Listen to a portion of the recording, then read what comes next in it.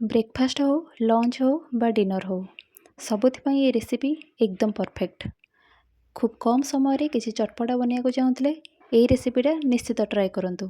भिडटी को प्रथम शेष पर्यंत देखिए। जदि भिडटी भल लगे लाइक कमेंट शेयर करने को बिल्कुल भूलें। आदि मो चैनल नुआ अच्छा ताहले प्लीज़ मो चैनल को सब्सक्राइब करदे। हेलो हाय फ्रेंड्स, नमस्कार, वेलकम टू आवर चैनल। चावल को भल भाव देखो मु बॉइल कर नहीं। तापरे आमे 4टा टमाटो को भल भाव धोई ताकू छोट छोट पीसेस रे काटिदेवा।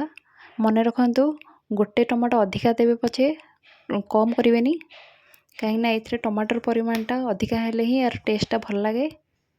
तापरे ताको ग्राइंडिंग करी टमाटो प्यूरी करदबा।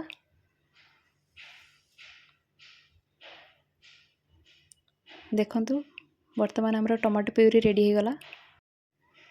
तापरे गैस ऑन करी दबा कड़ाई गरम हो गला परे सेथिरे दबा तेल भी गरम हो गला सेथिरे दबा सोरिष।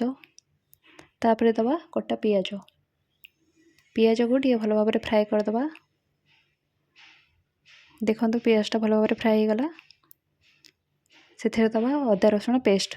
आपण चाहिए अदा रसुण को छेचिकी नहीं पारे नहीं तो काटिकी नहीं पारे। तापर दबा सेथिरे भुर्संग पत्र आउ किछि कटा लंका। तापर ताको आउ 2-3 मिनिट भल भाव फ्राए करदबा जमी तार कंचा स्मेल पळेबो। तापर दबा सेथिरे कटा टमाटो ताको आउ 2 मिनिट फ्राए करदबा। देखो आम मसलाटा भी भल भाव फ्राए हो गलानी। तापर आम जो टमाटो प्यूरी करके रखिथिले ताको देदबा। तापर ताको आउ 2-3 मिनिट कसिबा।